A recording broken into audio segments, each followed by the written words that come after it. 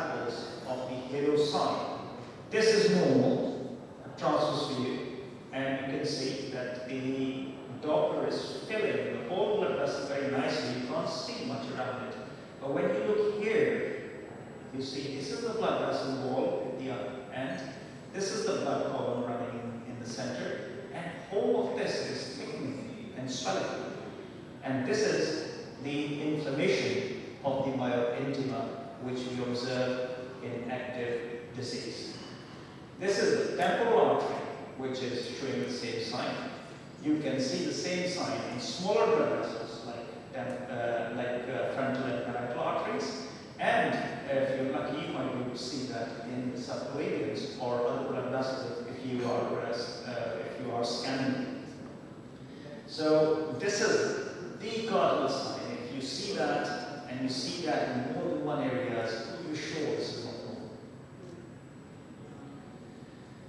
If you look at longitudinally, what I was describing is that you put the Doppler on and you see that there is a marked thickening of the myointima on both sides, top and bottom. And this is all dark and gray, and it's classical of grayscale inflammation, and it is hypoechogenic. When you compress it, it will not be fully compressible. And again, there are several examples of the same on this picture. With subclavian artery, we have the temporal artery and axillary arteries showing presence of myointimal thickening. This can be measured, and if it is more than 1 millimeter, then it is abnormal. The third thing is the compressibility, and the compressibility, if you see, there is a temporal artery uncompressed and temporal artery compressed, hardly any difference. So there is something inside the artery which is not allowing us to compress it, and that is the inflammatory tissue within the artery. And that's why we don't see enough compression. Here is a video of trying to compress. So you can see that we uncompress the artery, it goes up, but when we compress, it's not going down fully. It's the walls are not opposing each other. And that is what we're looking for. That's the second. So if we find that halo, if I see a halo, my instinct is to compress it. Because if it is compressible, my settings are not right. It is something wrong. It's an artifact. If it is non-compressible, then I'm sure that this is a halo which is pathological. So, stenosis and occlusion are not very common, especially in the larger blood vessels. You would see mainly tuberculosis arthritis, and you can see that this is an example of the same axillary artery patient with pre-stenotic dilatation and hardly any blood flow inside. There is just a streak. So this is near occlusion of the axillary artery that we see. And sorry, Asim, can we make it a little interactive, because I think that would be great. That is the idea of the workshop. Yes. So, if my question would be, how would you be able to differentiate an atherosclerotic disease from an inflamed artery? Would that also be non-compressible, that I believe? The atherosclerotic plaques look very different. Okay. They're localized. They are more in carotids and larger blood vessels. They are more at bifurcations. And they are hyperechogenic most of the time. You probably agree. But when palpating an elderly temporal arteries, you at times see a lot of hardening, arteriosclerosis or atherosclerosis. You feel like as if they're really hardened. How would they really appear, and would it? They would appear very different than what we see. They would not be. The inflammation is characterized by presence of excess fluid in the myointima. So inflammation is edema, and what we're looking for is edema. And edema on our side is hypoechogenic. Fine. So that edema is going to be in the adventitia, or it's going to be in the media? myointima, both Myoid. yes, Okay. muscle And this atherosclerotic part will be more in the intima. the atherosclerotic part will be in the intima, but it can cause calcification of the vessel wall. And that, you may see a sharp patch with nothing below it because it is casting a shadow. If it is calcified, you don't see anything below that. I'll try and see if I can find some pictures for that later on and show you how that would look like. So yes, this is the stenotic artery, and on the top picture you can see some collaterals forming actually, which is very interesting because this is long-standing. The patient didn't have any limb ischemia as such because of the collaterals.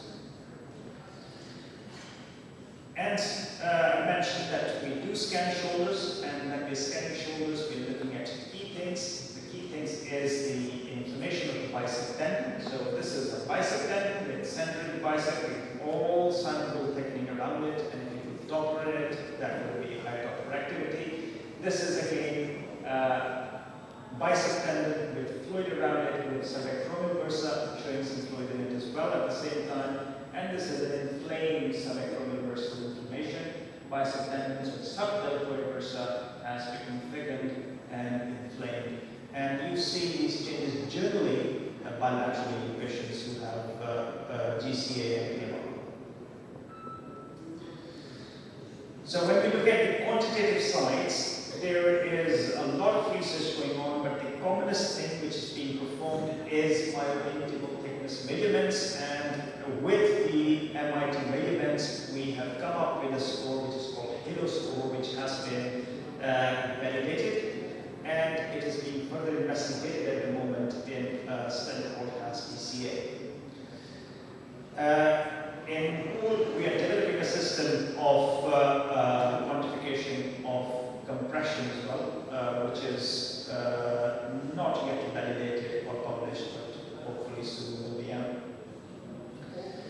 So the reason we want to do quantification is not because it helps only in diagnosis, but it's also very useful in monitoring the disease. So we see significant improvement in quantification after we have treated the patients. And if they're having a flare-up, you may see new changes and worsening of the quantification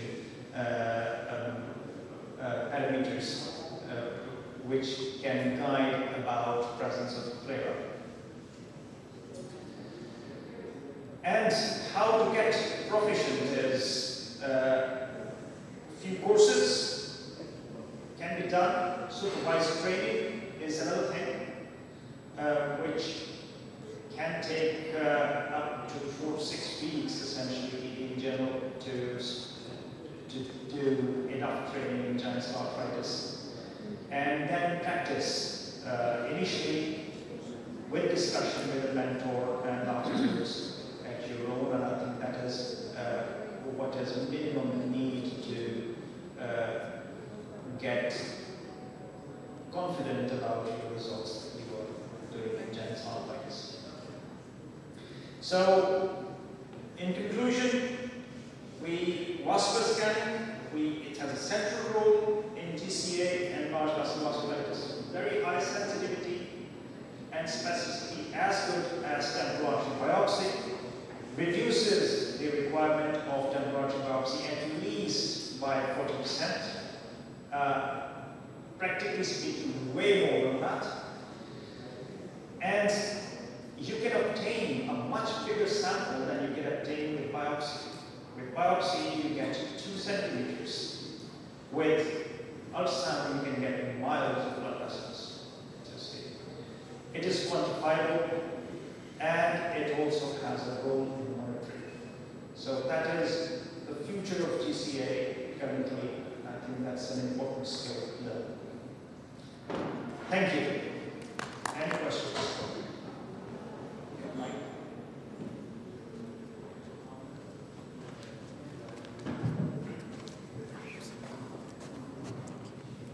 Before the question, I just want to check